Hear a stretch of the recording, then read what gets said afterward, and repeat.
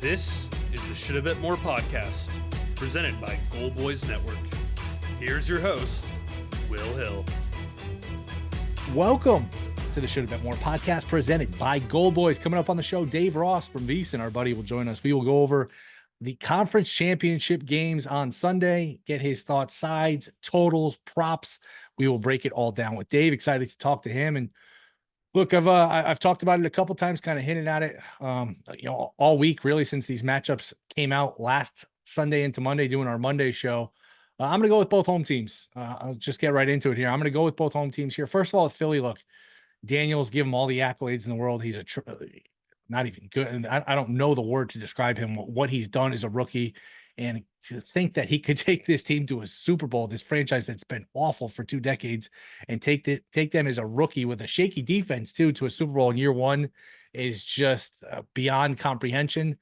I do have a hard time seeing it, though. I have a hard time sitting here, Sunday, 7, 8 o'clock at night, and Washington is going to the Super Bowl. I will need to see it to believe it. I just think that, look, it's still a Philly team. I know they're banged up. Hurts is banged up. A.J. Brown is banged up. They don't have Nakobe Dean, the linebacker, in the middle of the field defensively. So that, obviously, I mean, it's something to consider. It gives me pause. I still think they have a good defense. That crowd is a factor. They're playing outdoors. I don't think Daniels can just run around like he did against Detroit, and Detroit was just a shell of a defense, with all of their injuries late in the season. This is going to be a different story. And look, they're +6 in turnovers in the playoffs. They have 6 takeaways, no turnovers committed. That's hard to sustain, and they're so reliant also, and this would worry me if I'm Washington, so reliant on these fourth downs where every game they're 2 for 3 and they're 4 for 5. I would worry if I'm Washington that I get a bad run at the blackjack table and I have a 1 for 4 or an 0 for 3 and I don't pick up these fourth downs. Then what does it look like? So to me, Philly with the run game, Barkley against that shaky run defense for Washington, defense, crowd. I think Washington will be competitive, but I think Philly does pull away late, similar to that Thursday night game, middle of the season. I'll call it 34-17. That's slightly into the over. I think Philly is going to really get their points. Again, a lot of it's dependent. Can Hurts at least be functional? Can he do enough where, hey, he can hit you on play action after, they set up Barkley and they can't just completely sell out on Barkley? I would think with a week off and a chance to go to the Super Bowl, they can do whatever needs to be done to get him to a point where he's at least functional. As far as props, by the way, I would look for A.J. Brown. I just don't think he's healthy. Him at 4.5 catches, I would look towards an under. And Goddard, I could see Goddard having a big day just because, hey, a lot of it's going to be play action, get the ball out quickly. I could see Goddard getting a 5-6 catches. So Goddard over yards, Goddard over catches, and A.J. Brown under would be a couple I would look at. But I do think Philly wins and wins going away. And man, boy, if they build Daniels a statue, if this kid takes them to the Super Bowl as a rookie right away, 3 road games with a shaky defense. This isn't Flacco. Flacco in 2008, was it? Mark Sanchez in 2009, where these rookies were winning games, but it was mostly, hey, just don't screw it up. Just rely on your defense. Don't turn it over. This kid is winning the games, not single-handedly, but he is the star of the team. He is carrying the team. And there aren't enough accolades to describe how good he's been. I just think this is a bridge too far. I think Philly wins, and I think Philly is going back for the second time in 3 years to the Super Bowl. And I'm going to pick the Chiefs. Look, I think this is the game where whoever you pick, you're going to feel like an idiot if you get it wrong. Obviously, if you go against Mahomes and you lose, you're going to say, what the hell was I thinking? How many times do I need to pick against this guy? If you're somebody that's picked against him before, how many times do I need to pick against this guy before I learn my lesson to not pick against him? He's laying under a field goal. It's not like the spread is, you would think, going to be a factor here where he's laying a bunch of points. All he has to do is pretty much win the game, and I'm going to pick against him. I can't do it. There is part of me, and not to waffle or hedge or anything, there is part of me that feels like Buffalo is due to break through. I do have a little bit of a gut instinct that Buffalo at some point here. I mean, you play these teams, it's not like the Chiefs are that much better than them, where at some point you're going to beat them in a big spot. I know Buffalo always beats them in the regular season. At some point you're going to hang on to one of these games. Speaking of, I need to see it to believe it. I just need to see Buffalo win one of these games. And just from a fan's perspective, I would really like to see, Buffalo break through and break up this. Not that Kansas City annoys me as much as they annoy other people, but it would be fun to have new blood. It'd be cool to see Buffalo and their fans back to the Super Bowl. Until I see it, I'm going to pick Mahomes at home, Andy Reid at home.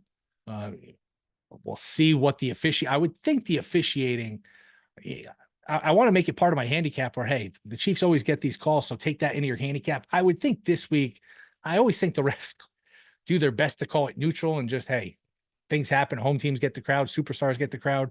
I would think this week of all weeks, they're going to be in the microscope where I wouldn't expect any sort of bogus roughing the passers on Mahomes. I think the refs will do their best to not be a story, stay out of it.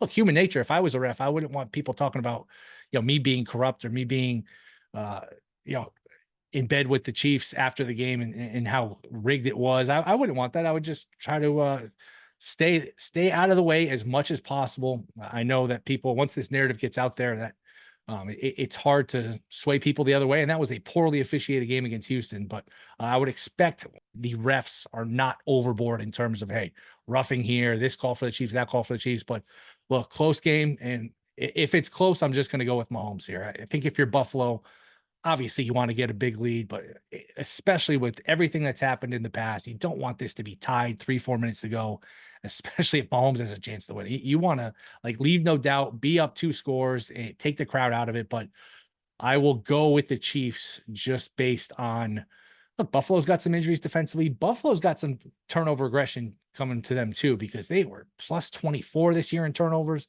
They were plus 3 last week in turnovers. At some point, these things somewhat even out, and you figure Buffalo maybe coughs up the ball here too. So I'm excited. I mean, how could you not be? Allen, Mahomes, it's the best rivalry in football, the past of everything that's happened, and Buffalo trying to get over the hump. I mean, it's great. It's great sports. It's great drama. Whatever happens on Sunday, I wouldn't think either team pulls away. I think we're looking at a really good game. I wouldn't be shocked if Philly pulls away and that game is, with 5 minutes to go, it's a celebration. I would be pretty surprised if this is not a 1-score game either way with 4 or 5 minutes to go in terms of the AFC game. So 3 games left in the season. Got to enjoy them.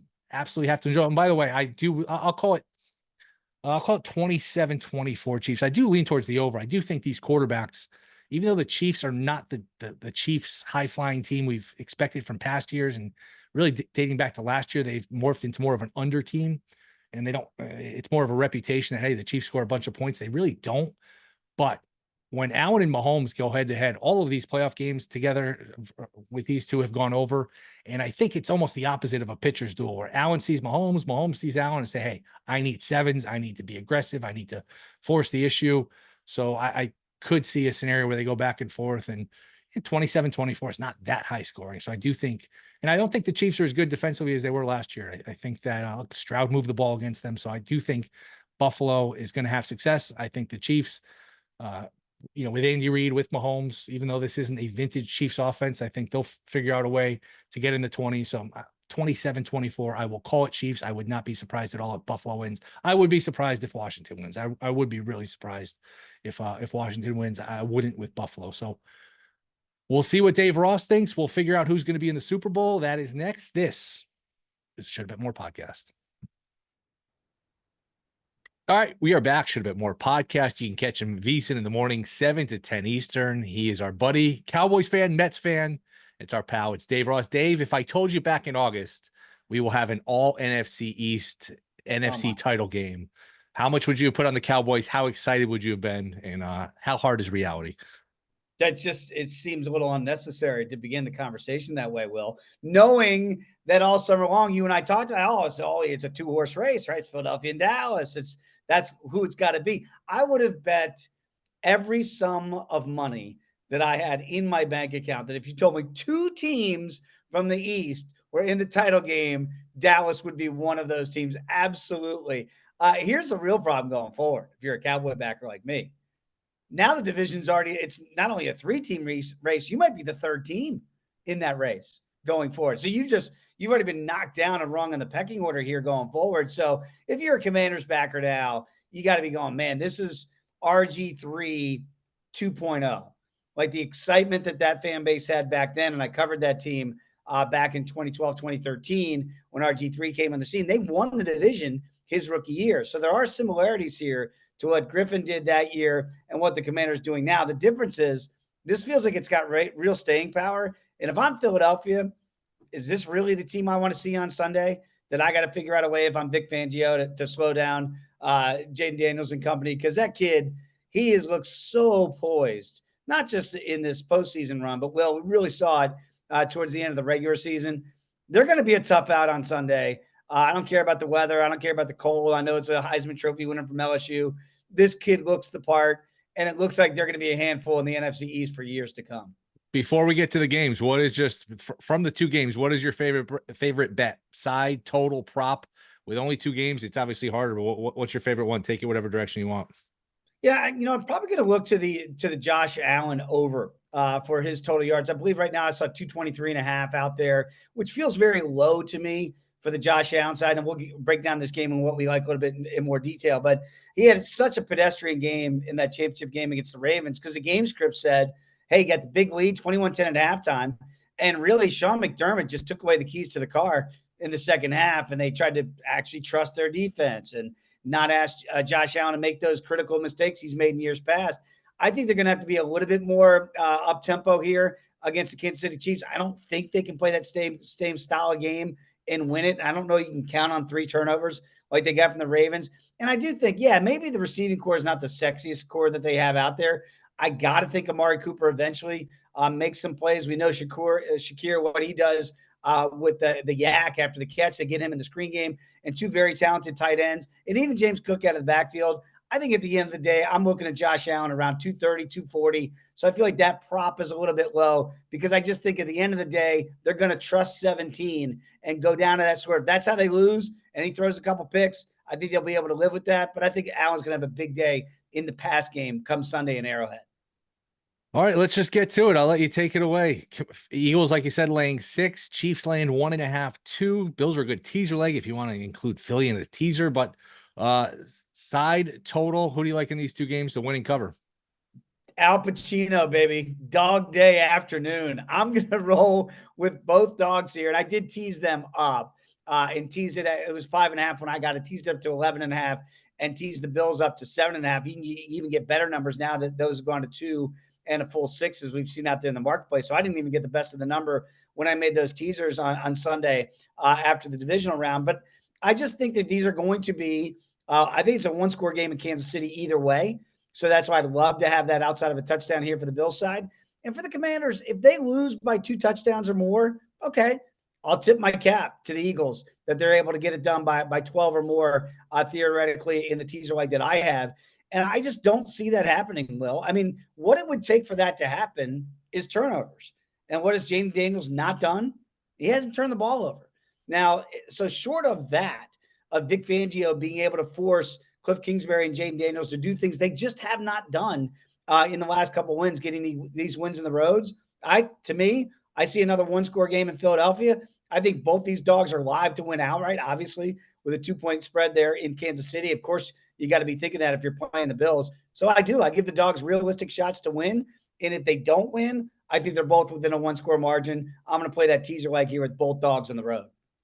Yeah, if I'm Buffalo, man, I mean, this sounds obvious. I want a big lead. I go up 10-0 right away, 14-3, make the crowd quiet, and don't have this where, hey, it's 5 minutes to go and it's anybody's game. The crowd's going crazy. Mahomes on the other side. Kind of, go into the bottom of the ninth with a 5-run lead, that kind of game, because I don't, until I see them close one of these games, I just don't trust them to close one of them. And don't you think conversely in Philadelphia, if you get up 7-10-0 there and you're the Commanders and you make Jalen Hurts throw the football, which, by the way, they were already questioning whether he could do that when he's healthy. And now you and I know, look, we're not doctors. We saw him get dinged up before halftime when he had to go to the blue tent, and that had nothing to do with the knee.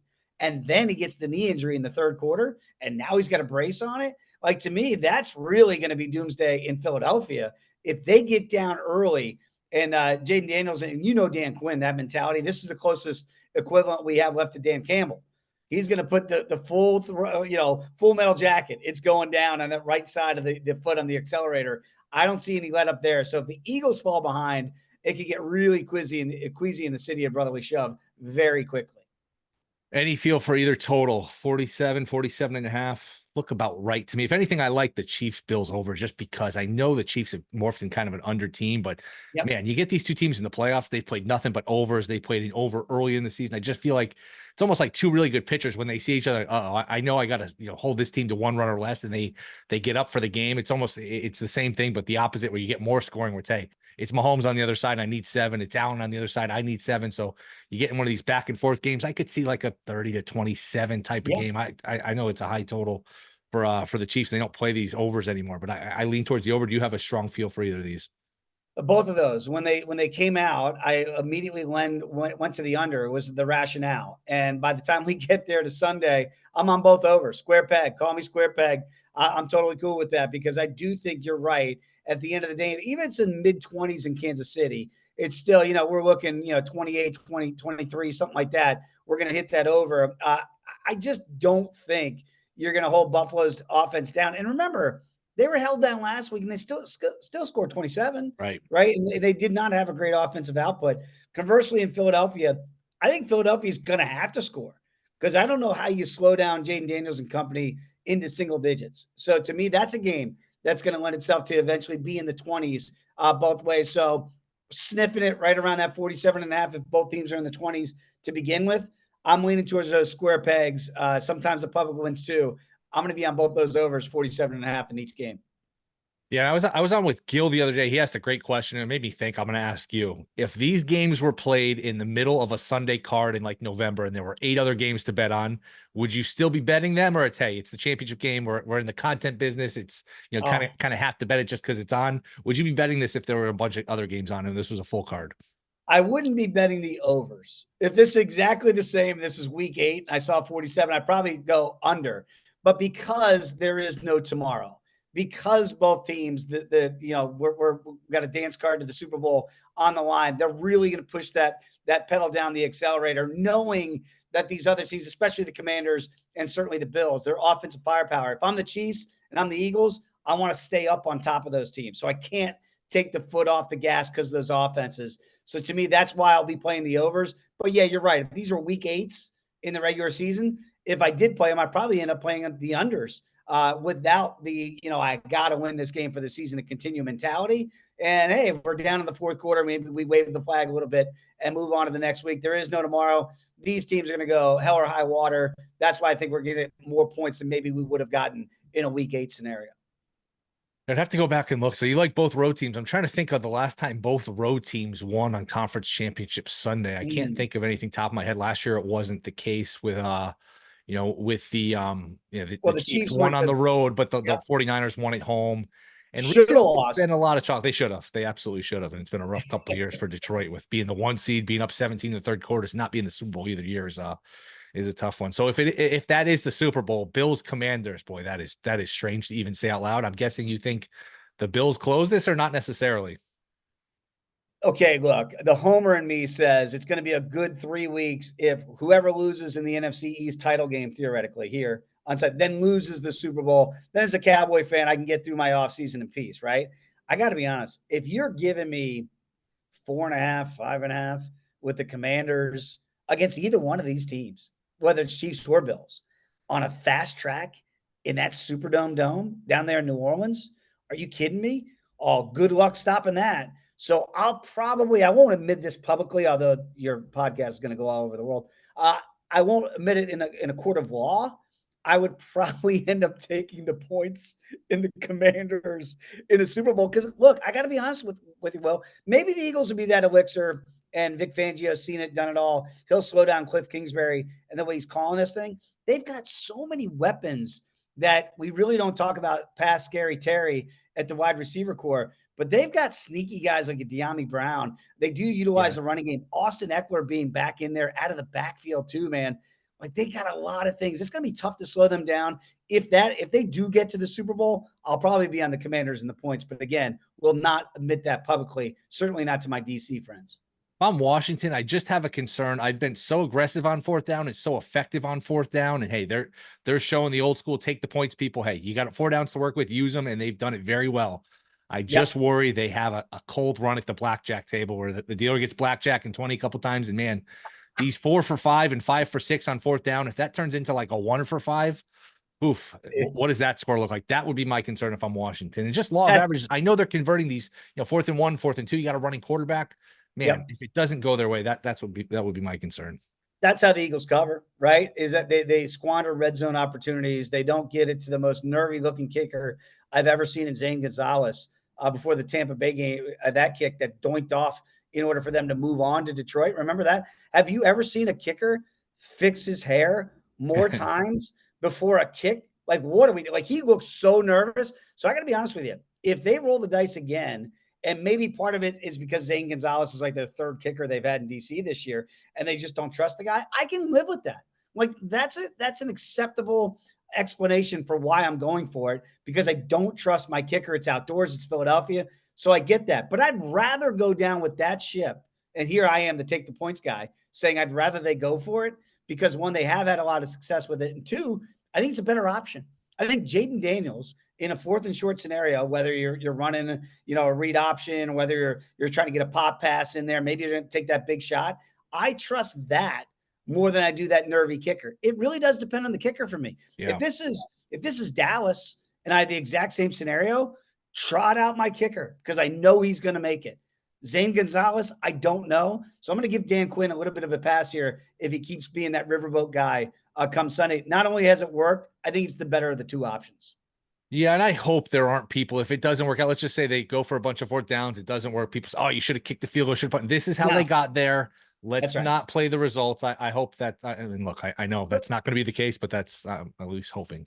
But this is what we always talk about, Will, you and I. Like, if we're being intellectually honest about the when to go for it, when to take the points, and I know I do a lot of this stuff tongue in cheek, it's knowing personnel.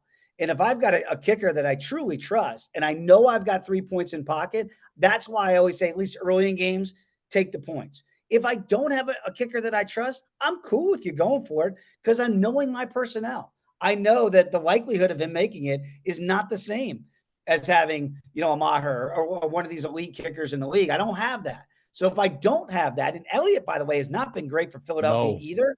So, if Jalen Hurts is right, I'm going to be okay with Sirianni going, let's do the tush push. Let's do a variation of it because that's still the better option if I don't trust my kicker fully. So, look, if Butker's right for the Chiefs, and he hasn't really been right since coming back from his injury either, then I have more latitude with some of these go for it guys. It really does depend on my kicker, depends on my personnel and where we are in the game. If it's early in the game, I'm going to lean towards taking the points, taking that lead, because I do think that switches momentum. But if it's not, if it's second half, go for it. I'm not going to be bashing you on social media about it. Well, sounds like so Bills, Commanders, and you've got, if you had to pick right now, just forget the spread, you'd pick the Commanders to win it all. I want this on record. I did not say that, counselor. Okay. I said I would lean towards taking the points in the Commanders. You did, right? You did. I'm trying to goad you into an answer. I'm leading the witness. I mean, you make it. What are you giving me money line? Are you giving me a 2 to 2-1? Yeah, probably 2-1. 220? Can I get 220? Like, if we're starting going north of $2, with this Commanders team against either one of these teams, and again, the Chiefs' offense has been pedestrian for a great team. They've been pedestrian, right? Is Spags going to be able to hold down, if it's the Chiefs, hold down JD5 and company for 4 quarters? All right, good luck. And if it's the Bills, conversely, then I think you get a really, truly fight fire with fire game. And that's going to be an over city 53.5 is what I've already seen out there in the marketplace. If it's Bills, theoretically, against JD5, yeah, I'm playing that over all day and probably taking the points and sitting back and enjoying probably a shootout. Last couple minutes here. Soto, you were on, I think, right before, maybe right after the Mets signed him. Has that worn off a little bit? Are you disappointed? No Sasaki, no Corbin Burns. Are you a little, hey, I was hoping for a little more under the old Christmas tree from Uncle Stevie. Your failures as a Yankee organization does not need to then bleed into, should I want more from Uncle Steve? Uncle Steve is doing it. Like, we're not done yet, Will. You know this. I know this. The American people know this. This is not done. I looked at the futures market here at Circa out in Vegas. I saw plus $1.86 for the Phillies to win the division, for the Braves to win the division, and the Mets to win the division. I've never seen that before. 3 teams, exact same price to win the East. You know what that means? No bet for me. I can't bet that, right? So, no, I don't think Uncle Steve is done yet. But if we get one more guy and that number doesn't fluctuate off plus $1.86, that's where you might tempt me to jump in and really dive in with my fandom and my money. But no, I'm not upset. Uncle Steve, go at your pace. if we're really in the market for Vladdy Jr., if we can't re-sign Pete the Polar Bear, then let's wait for this, because we're hearing ridiculous stuff at a New York day. Like, they're asking more than what the Soto haul would have been. Like, come on. Vlad Guerrero Jr. is great, but he should not command more than what, people were asking of Juan Soto. Dave, weekdays 7 to 10 Eastern, VSiN. Let everyone know else where they can find you. At D-Raw Sports. I always like to mix it up with Will out there as well. So if you don't take yourself too seriously, hit us up on there, and I'll barb verbally and with my fingers as well, because you and I had one of the best segments known to man on VSiN. Defend your tweet. I love your tweets. I hope people enjoy mine as well. We're trying to have a good time out there. Dave, appreciate the time, man. Thanks. Good luck with the games. Anytime, Will. You're the best. All right, that'll do it. Rate, review, subscribe. Thank you to Dave Ross. Enjoy the games. Enjoy the weekend. We'll be back Monday. See you then.